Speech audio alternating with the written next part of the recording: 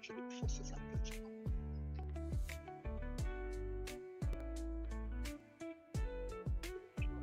you go straight and come back to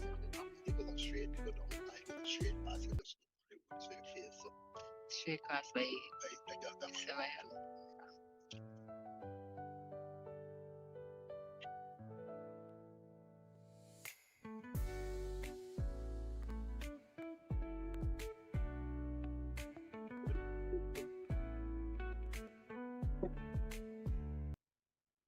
Trying to help us with ours.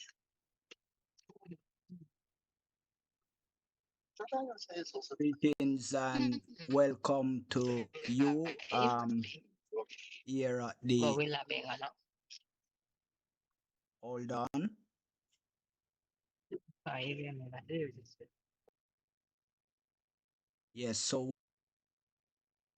Yes, so welcome to you this morning, this afternoon. Really welcome to you today again for our coverage of day 2 of the third and final test between the West Indies and New Zealand. Good attacking day, counter attack for West Indies against New Zealand last night. A credible performance was put up for them. New Zealand resuming on 347 at the end of day 1 for 1. They eventually declare of an 155 overs for 578 for 8 declare. New Zealand, West Indies batted out a session 23 overs 110 the West Indies last night without loss. The two Jamaicans at the crease, Brandon King and um, John Campbell. John Campbell, the incumbent batter and opener for West Indies, 45 from 60 deliveries with 7 fours, a strike rate of 75. Brandon King, the makeshift opener, 55 not out from 70 deliveries with 9 fours with a strike rate of 70.51. Brandon King there, he faced 78 delivery as previously said. Kevin Hodges due to come in at number 3 in the batting order.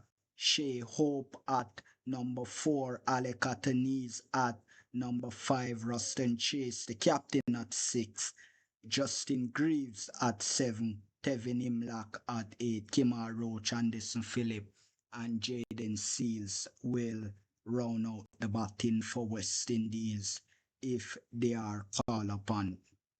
I have with me here today Mr. Gavin, and I also have with me the Honorary Secretary of the Cricket Hall of Fame, Mr. Dale Brown. We should be having a few other guests later in the show, but for now we have these two with us. Starting off with Mr. Brown. How impressed were you last night by the batting performance of West Indies? Firstly, they came back to bowl and they have started the session with some wickets, and then New Zealand was, you know, gave up and said, let's put them in, but West Indies would have batted. How impressed are you with the batting performance after one session by West Indies thus far? Mr. Brown. Yes, thank you, Mr. Codlin, and thanks again for having me here. Um, I think that the batting performance, of course, they batted with composure and good intentions to score. And in so doing, they dictated the pace to the bowlers. They did not allow the bowlers to dictate to them. And they did that without taking any unnecessary risks. And that enabled them to score at a fast pace without going, without taking those unnecessary risks that they normally would have taken. And so they did extremely well.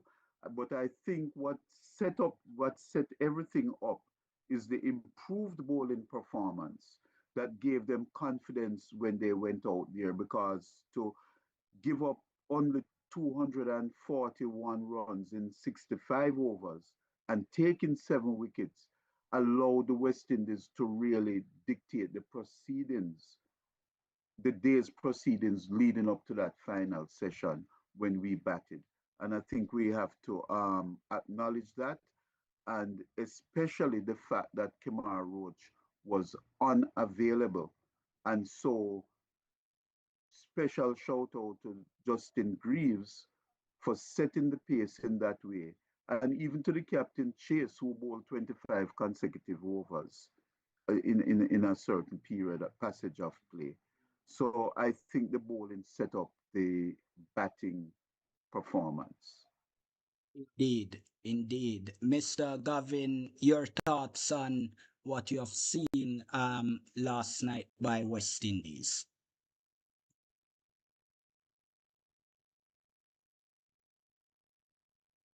Is Mr. Gavin still with us? Yes, he's on mute. Yeah, you can unmute and give us your thoughts Oh, on what you have seen. oh yeah. Yeah, sorry, I can't came in disconnect the thing. Okay, but I too am impressed by what I saw.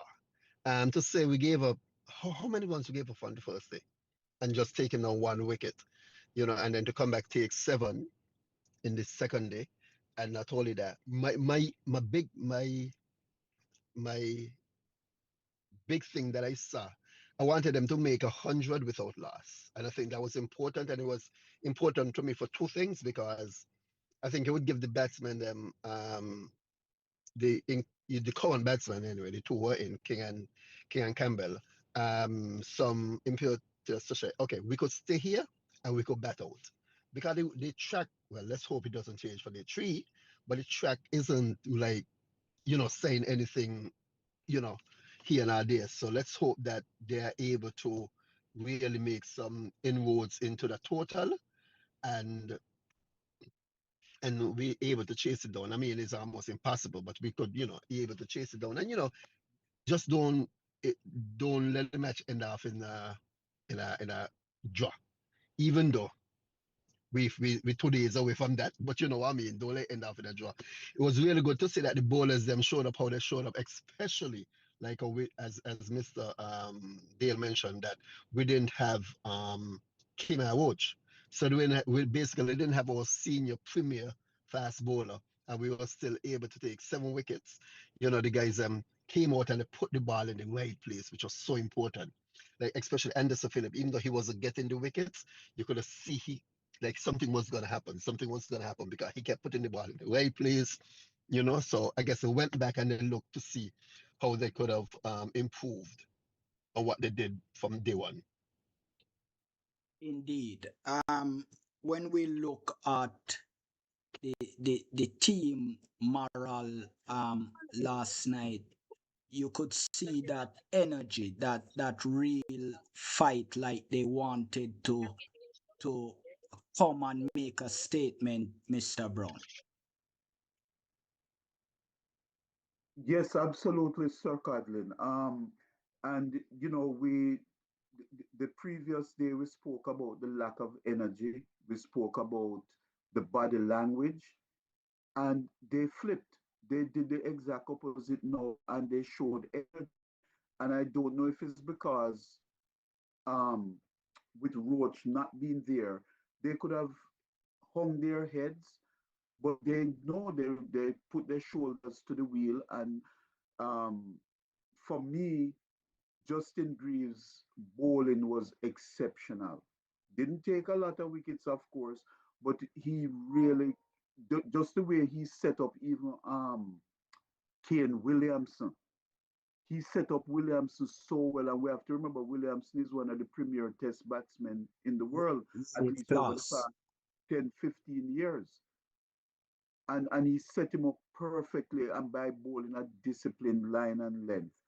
And I also obviously Roach was not there, but we must also remember that Hope was not on the field all day. And you wonder, was any of those things inspirational to them to say, you know what, we are without Hope on the field and we are without Roach in the bowling unit. Let us be mindful about what we are doing. And I think that I'm going to think that that's where they got their inspiration and motivation from. Absolutely. Yeah, Looking, and I can I also add, sorry? yeah, go Go on. ahead. Oh, sorry. Go ahead. Okay, and I want to also add that if you look back from game two, right, only from the first match, let's say the first match, game two, I don't know, the pitch change on us. But anyway, if you look back from even game the first match, and in the entire series, you realize that the bowlers have been showing up. They have been trying to be as consistent as possible. We have been for a while, our batsmen, but the bowlers have been showing up, and we have been playing like some persons who may say, "Oh well, New Zealand isn't playing full strength," but we technically are not playing a full strength team, or a full strength team either. With two premier bowlers are out Yes. for the anyway, so we ain't playing a full strength team either. But the guys who we have there, they're showing up, and I think the most important thing what we have been asking all day is just to be competitive. Go out there every time, be competitive, do your best, play your game, and be competitive. Yeah, and when we look at Brandon King making his second half century of his short career so far, and just the way that he batted last night when he took ownership of the opening stand with um injured at the moment is Tejnarain Chandapal, knowing that um, uh, before our next test series later in July of next year, we will have the 4-day championship. Do you believe that Brandon King is sending a statement that once the go-to opener is injured or not available, I am the one that you all have to look to and to pick up on?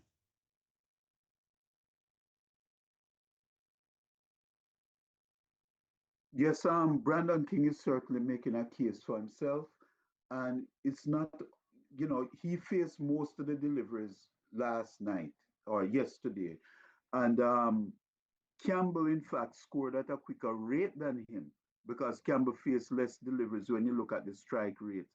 But Brandon is again always looking good, but not being consistent.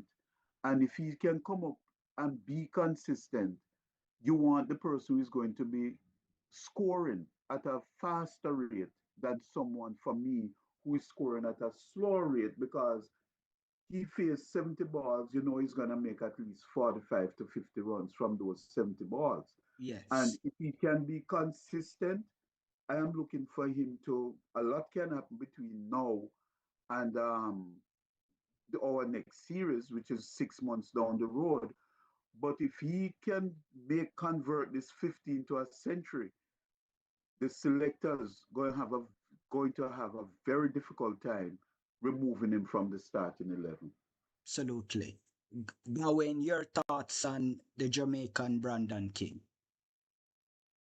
Yes. Well, we know that King was dropped out Western, if you want to put it like that, um, early because he had a pretty rough season. Well, not series and tour, right? Because he wasn't performing that well, but he showed that he come back strong, and even in the what was it, the second innings of the second match where he was one out, right? Yeah, I think he was one out when he was batting alongside with Hodge. Yes.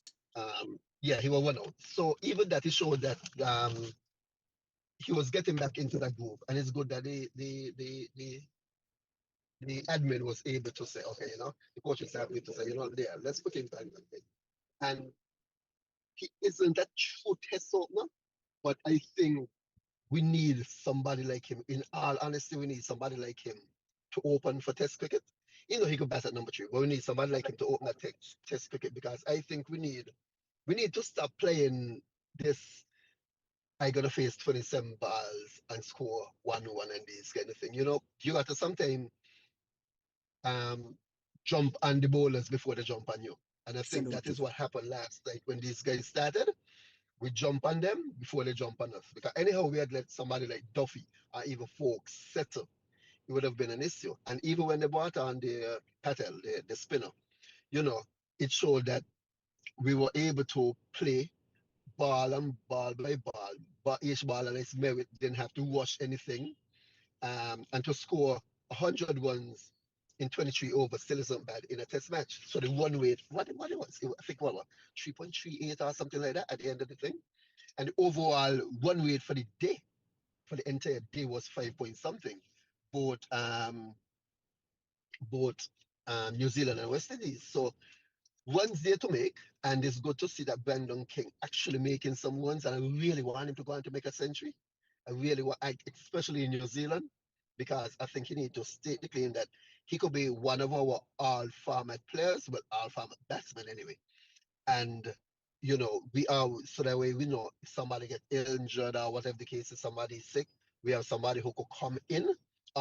We have players for courses, like how they have horses for courses, we have players for courses whereby we know, okay, we want these guys to come in and hit a good wherever to push weight because we want to maybe score 400 runs or whatever. This is who we're gonna bring in, and I think that the team is molding well. Took us a while. Don't want to speak too fast because West Indies we molding well, but I can't believe that our next series is 6 months. I know we're playing at home with Pakistan, but I thought we actually had another series sometime like just after the World Cup. We do have a series with Sri Lanka, but that will be after the IPL, because we would have effectively given our home season. We usually have our home season from March to April, May, and now it has been pushed back to June, July, and August, which is unfortunate. But Mr. Brown, as Mr. Gawain rightfully would have said just now, but looking on with Brandon King, we expect for him to go on and get 100 and effectively cement his place at the opening position. But what that says now for Tejnarain Chandapal, because with our batting so unpredictable, we need somebody like that, not necessarily opening the batting, but in the team to really, if we have a slide just like his dad used to do. Your thoughts on Tej once Brandon King cements that opening spot? You make a very good point in having a person who can occupy the crease, but in so doing, you have to score runs. You have to rotate the strike and you have to score runs. So, what is looming is potentially a good problem for West Indies because the more people that perform, then you have more, it means you are having more consistency and better persons to choose from. And I truly believe that for Shanda Paul then to come back into the team, he's going to have to make runs in the regional competition because everybody is hungry and everybody will be making runs. And you have to pick the best of the best, regardless of how they go about doing it. But a person of his style is important in any batting lineup where they can occupy the crease, but not at the point where they are going to allow bowlers to dictate the conditions to you, in that you are going to keep rotating the strike and you are going to make runs. You don't have to score at a strike rate of 70, but you're looking at a strike rate of at least a 50. You can't face a 100 balls and you only score 20 runs because you're only building pressure on the other batsmen. And so you want to face 100 balls, but you want to score 48 to 52 runs at the very least from those 100 balls. Absolutely. And we want to say good afternoon to our viewers. Thank you for being on with us. Thank you for joining us. Good counter attack by West Indies. That's our topic. I have along with me Honorary Secretary of the Cricket Hall of Fame, Mr. Dale Brown. He's located in the US, and I have also with me a Caribbean man, Gawain, sharing his thoughts on West Indies cricket as well. We certainly glad and happy to have you viewers with us. This show is sponsored by the World First Cricket Hall of Fame. Um, Mr. Brown, continuing with you, from a mind power perspective, Brandon King being dropped from the limited overs team, a release was put out to say that it's deep in form. It is the reason why he's being dropped. He went to New Zealand as the designated vice captain of the limited overs team. So that warrant for them to say this is the reason why they are dropping him. So um his mentality no doubt would have been affected, and him being able now to rise above that to come and score an half century um last evening, it's really admirable of him. Yes, absolutely. You want to see anybody succeed or meet expectations, especially in the face of adversity. And you want to see that resilience, that bounce back. And that is what Brandon King is showing us now. And it also highlight the fact that if we had teachers or people to show them the technique, how to, the mental techniques, how to get the best of yourself and how to bounce back, you would see even more success coming from players like a Brandon King. Because I am going to say that even though someone may help them, they do not have that focus, that focus teaching on how to get the best of all your ability and how to face up with the adversity of getting dropped or not making runs. And another person who would fall kind of in that category is Imlak. And you wonder if is anyone helping him so that he can bounce back in the manner that, or somewhat in the manner of Brandon King. Absolutely. And Mr. Gawain, is Timar Roach injury, hamstring injury, a concern now? He's not on the right side of age in terms of cricket. Um, we have two tours to the Caribbean. Do you think with his injury history, it is now high time for him to finish off next year, seeing that in all likelihood, once he plays, he will get the 300 wicket that is coveted? And do you think after achieving that, he should call it a day? That's a tough one. Because I was one that didn't think that Wood should have gotten dropped initially. But then I heard somewhere that he said that he felt like it was fair for him to get dropped after his dip in form. And then being injured at what, 37, 38? But he still, to me, got life in him. And we know how he plays when he's at home. So we got two tours. It's Pakistan, Sri Lanka, right? Yes. New Zealand. Yeah. So I know for sure Pakistan is in Trinidad. I saw that yesterday. So they played the two test matches in Trinidad. So we know how those tracks play. But I don't know. To me it's a little bit early to tell because we still gotta see how we young guys, we kind of know how they'll operate, as in the two Josephs, Seals, and I guess who would be the fourth? Anderson Phillip, possibly. Oja Shields pretty young in the business, and what a guy from Barbados. tall Lane, youngster. Lane. Yeah, Lane. Yeah. So so we still young to see, but I mean, we still would like to keep him around. I think whatever role he goes on to next, he should be kept around as much as possible. Because you do see England, well, a lot of English people now speaking about how they felt like the ECB discarded James Anderson, and now he's what the Vice cap, county the captain of vice Surrey. captain, the Yeah. captain. Yeah.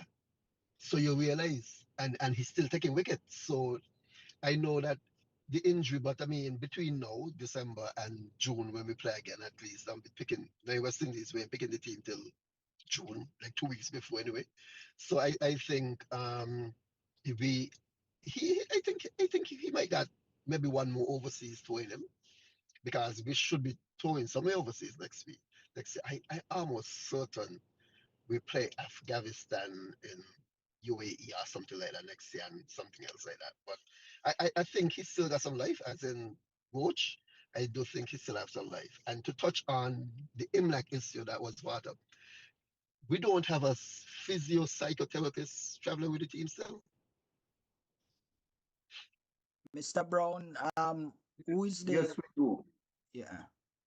Okay, Yeah, so yes, then we do. I okay, yeah, so then I think IMLAC, but I think IMLAC to me seem more, because as a wicketkeeper, he's sound. Like he's sound behind the wicket. I mean, taking that catch, even as simple as it look, off of who gloved it, you know, taking that catch there. I mean, he made it look simple, but he followed the ball instead of follow the player. He followed the ball, make it a good catch and stuff like that. And he got what, four? I think he had about 4 catches in the innings, in the first innings. So he, yeah, I think 4 catches. So he's good behind the stumps. If he could translate and transfer that from behind the stump to in front of it, I think he'll be fine. But we will need him, because depending on how things go, he definitely might be called upon to play an important role in this test match. And this is when we need him. So I'm hoping that he's ready. And as I say, I'm hoping that whoever is working with him is able to, you know, help him to transfer the form that he has from behind the wicket to in front. Yeah. Mm, absolutely. Mr. Brown, the question at you, should Kimar Roach get 300 wicket and call it a day? On the side of 38, suffering a recurring hamstring injury doesn't look good for the um West Indian legend. No, and as we know, he has a history of injury. And I wouldn't try to dictate calling it a day for him. I would like to see him continue to be around the setup at the very least, because his experience and his skills, he can impart some of them to the other bowlers. And so whether or not he's healthy, I do believe, strongly believe, that he should be there around with the setup of the team, regardless of who is the coach, the bowling coach, or anything like that. Um, it is very essential, especially the fact that our strength lies in fast bowling, not in spin bowling. And as I said, with his experience, with his skill, even if it is in a mentorship role, that he's of immense value still to the team.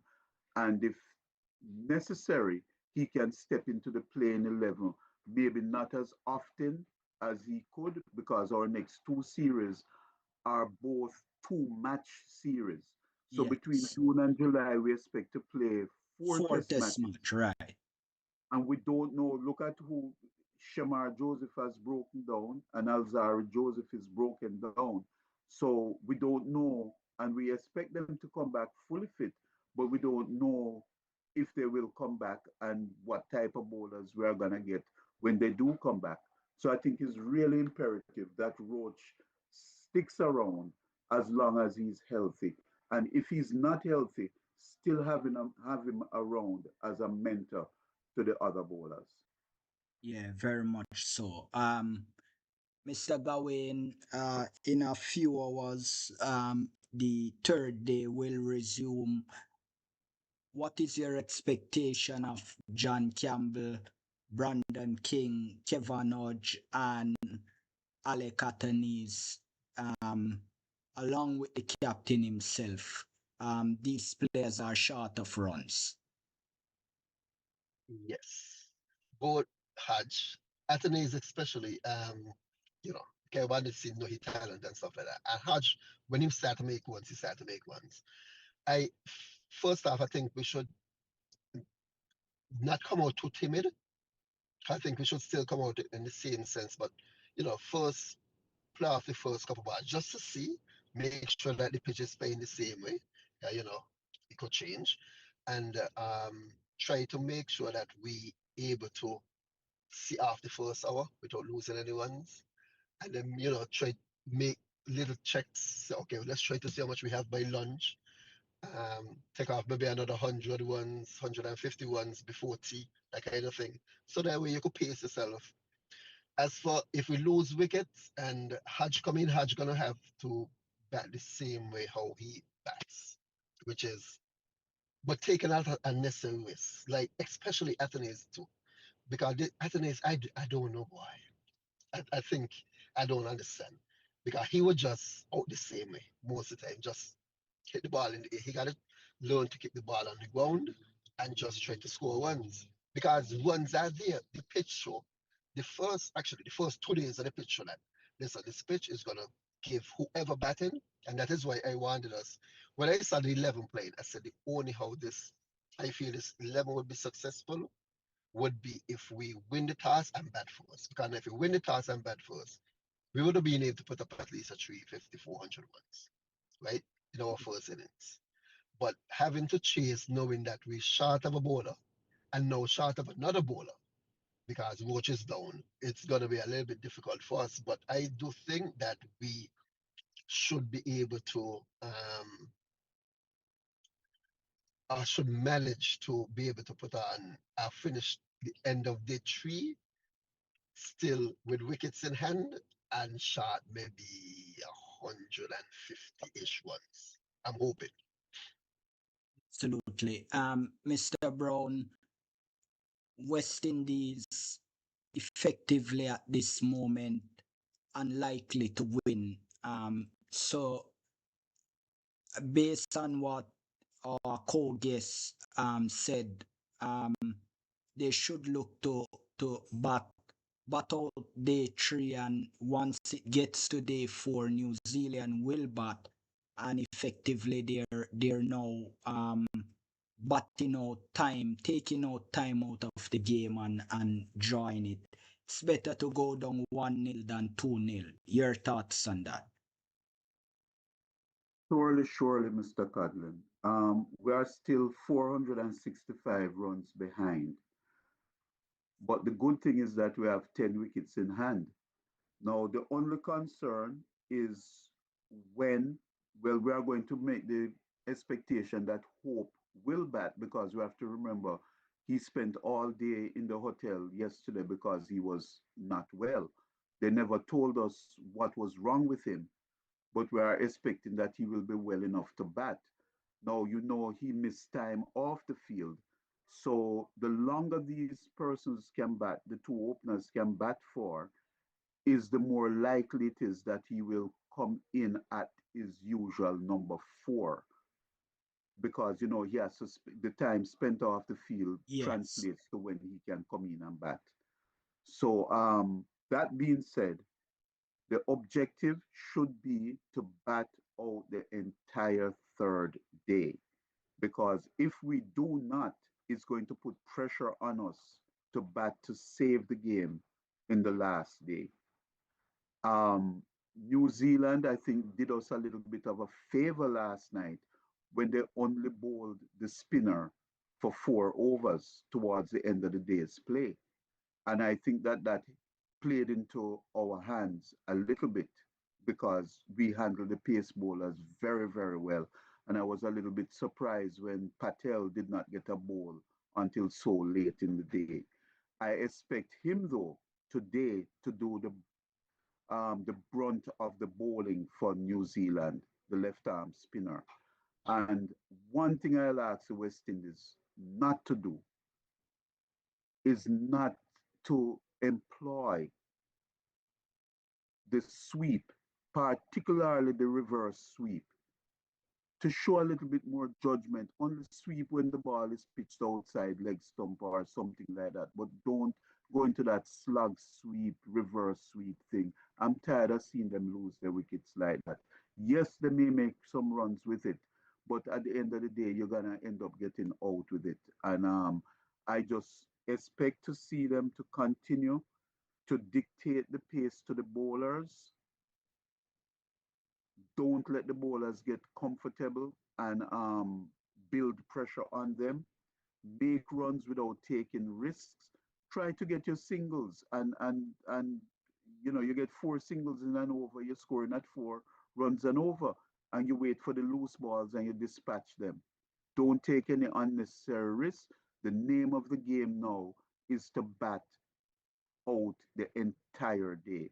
And with Imlak slated to come in at number 8, we cannot say we don't have a length of batting because That's right. Imlak at number 8 is telling us that we don't have a long tail. Definitely. Absolutely. Yes, so this is it for us. I want to thank Mr. Gawain for joining us for the first time on Cricket Extra, um, sharing his wonderful thoughts on West Indies counter attack. Good counter attack by West Indies. That's our topic. Um, Mr. Gawain, thank you so much for joining us, and Mr. Dale Brown, as per usual, always with us here whenever we do this show. Want to thank the 101 fans, viewers that are with us right now. Thank you so much for joining us. We'll be back tomorrow to review day 3 of the third and final test with West Indies and New Zealand. We'll be back tomorrow, same time, same place, to discuss the West Indies batting performance this evening. Our hope is that the two openers will make a big 100 and the middle order will come to the party, including the captain. He needs runs and will be looking forward for him doing that. Your final thoughts, Mr. Gawain, followed by Mr. Dale Brown. Okay, well, first I want to say thank you so much for inviting me. It was a pleasure. Indeed, I would love to be back and do this again. Going on now to the match, I do hope that we're really able to make ones and really bat out, as I said, as Mr. Bowen said, really bat out the end of the entire third day because it's really needed. Not just for us, not just for Hope's sake, so when Hope come back in, but for the entire team's sake. And either way, it would also be important that our captain, because I was wondering why he was picking. I was like, no. He's Alfama player. We need him. He's a utility player. But I realized that his drop in form has really been costing us. And I really hope that he's able at this final match for the year, he's able to give us some much needed ones. Because we do need the ones because as long as we bat out this day and losing the minimum amount of wicket as possible, the job becomes easier. Because we know we're not going to win, but the job becomes easier. And those 4 points that we get for drawing the match will be a lot more than we got in the last World Cup cycle. So inch by inch, we just got to keep working and keep going at it and hope that we're able to, draw out this match. But right now, day 3, we got to be able to play out the entire day 3. Absolutely. Mr. Brown? Okay, John Campbell scored a century against India, and if he can come through now and score a century here, it will be showing us some marked improvement as far as consistency is concerned. He has been there before because he knows what it is like to bat for a long period and to bat top class spin bowling and score a century. And I believe that the Indian condition and the Indian bowlers were a better quality than New Zealand bowlers. Different conditions, of course, yes, but he scored that century. And if he can come back with another century within, that would give him 2 centuries in 5 test matches. That would be very good for John Campbell and his confidence. We know Hope's quality and we know that he's in good form. So if he can come out again and bat well, that will be great. And Greaves has now proven that he can bat for long periods. So if Yes. these three can show consistency, I expect us to bat out the day. Now, Athens, Chase, and Imlak must come to the party regardless of what the others do. These three in particular, Athanaeus, Chase, and Imlak, must join that party, which King has already showed that he joined it. We are now hoping that he can convert his 50 to a bigger score, to a century. But Athanaeus, Chase, and Imlak, those three especially will be key to us batting out the entire day and easing off the pressure of the West Indies camp.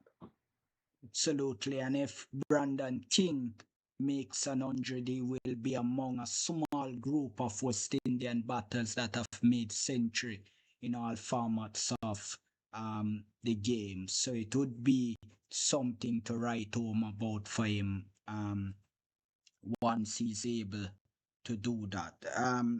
Thank you, Mr. Gawain. Thank you, Mr. Dale Brown, for being with us today. And thank all the fans all around the world for joining us today. It was certainly a pleasure to be with you and to bring you our thoughts on West Indies cricket today. We'll be back tomorrow, same time, same place to review day 3 of the ongoing third test match and third and final test match in the 3-match series with West Indies and New Zealand. Until tomorrow, goodbye for now, and thank you all for joining us.